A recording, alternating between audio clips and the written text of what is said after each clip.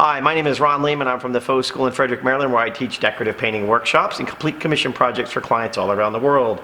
Today, I'm going to show you a really fun faux cement look or faux concrete look that you can use on floors, walls, countertops, you name it, using products from Modern Masters. So let's get our tools, let's get our materials, and let's get started. Okay, so the first thing I've done to get ready for today's technique is base coated the surface. Today I just simply used just a basic interior primer from the Zinsser Corporation called Bullseye, which is a water-based interior primer. Dries to a dead flat and has a little bit of tooth to it. Tooth is when it's gritty, has an aggregate. Imagine this under a magnifying glass and you'll have little ups and downs, and these would be the teeth, the tooth. It bites into the plaster, keeps it from slipping and sliding, unlike satins, eggshells, low sheens, low glosses, all that good stuff. Okay, so working over white base, doesn't matter if we tint it or not. If you do try to tint the the Bullseye primer, it tints with pigments and never paint, okay?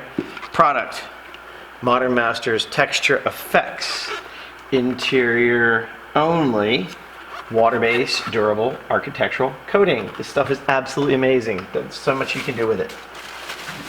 This is just going to get us started. Tints with pigment, never paint.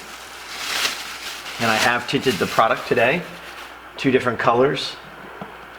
And what it is, it's different intensities of the same pigment. And I'll make sure I put the formulation below. Actually, I'll match it to paint colors from somebody and put it down below. So for this, we're going to need, we're going to use 2 colors, our dark gray. I got these fancy little cups, and our light gray, okay? That was a little harder to see. But I offloaded them in a cup, stirred them up really well, and we're ready to move on. So today we're going to start with our trowel. And I didn't clean it very well the last time. Got a little bit of junk on it. Sorry to waste your time while I do that. No big deal. Little wax. Okay, so our Pavon trowel. This is the small trowel, small bore. If I was doing a bigger wall, I'd be using a bigger trowel. So now what we're going to do is start out with our darkest color of Texture Effects. Trowel it on 100%. I should have my trowel ready to go. Okay, just like so. Alright. And we're going to just put it on. Now this is a little gritty, as you can tell in here. I'm not going to pull it real tight. I'm just going to get 100% coverage and get in that little corner. There we go. I want to have some interest from the trowel, some movement. I want to see some movement. But I'm not trying to create a texture.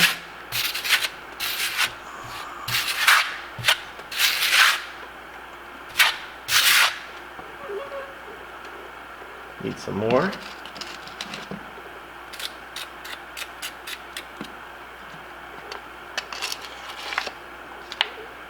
Alright. See how it rolls around the top of the trowel? Usually I have a putty or a spatula handy to gather that up. Keep it where I want it.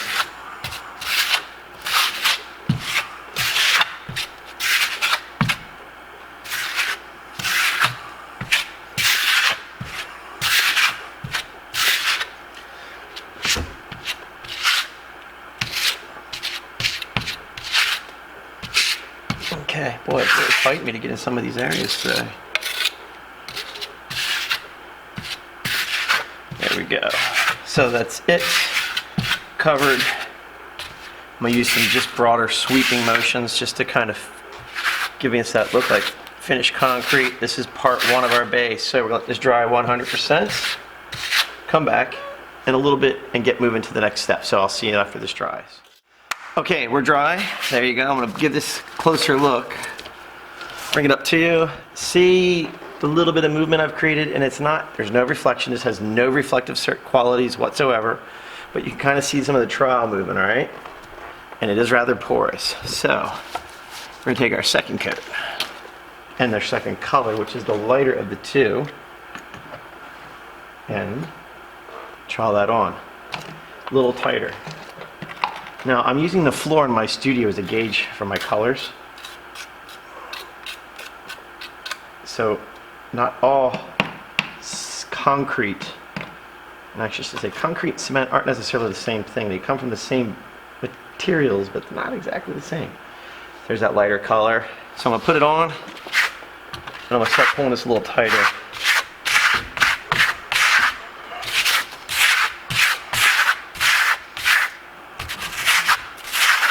So some of that base color pops through a little bit, which is fine.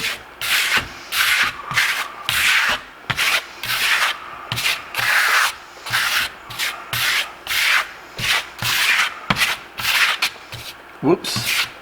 What happens when you work too quick? See, I nicked my board. Luckily, it won't make a big impact on the way this finish comes out. So I can bury it. This product's kind of forgiving.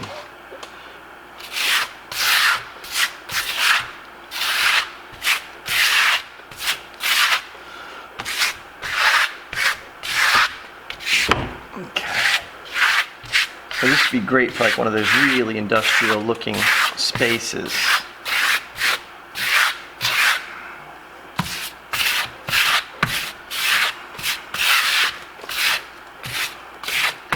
And what's happening is I'm pulling it so tight, I'm getting this base color to come through.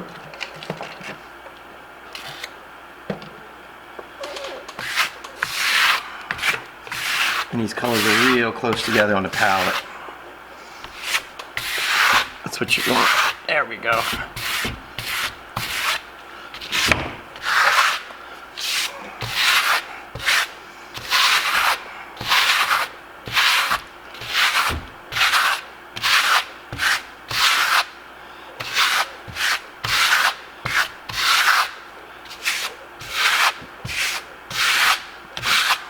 Now, while this is wet, if you want, we could take some of the darker color and come back into it and blend the two colors together.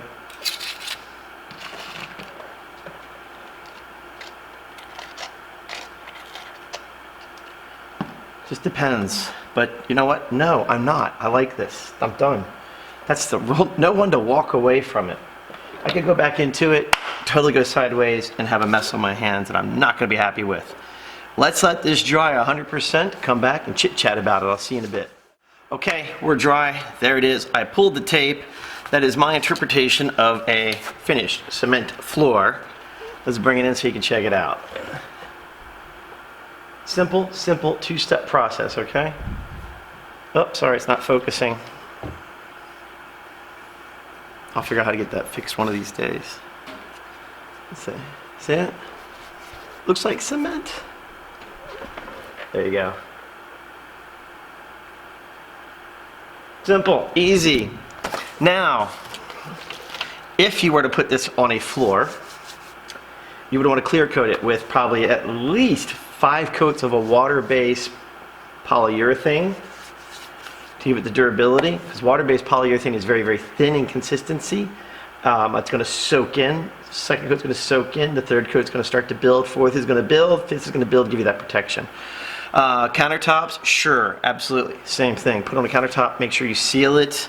If you put on a wall, it's fine. No, I mean, other than the fact that it could stain if you spill like red wine, grape juice, ketchup, things like that. In that case, if I was doing a wall, I'd probably put a coat of flat water-based polyurethane on top of it. But there you go.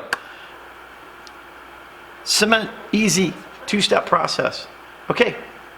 My name is Ron Layman. I'm from the Faux School in Frederick, Maryland, where I teach decorative painting workshops and complete commission projects for clients all around the world. I want to thank you for watching, and I'll see you next time.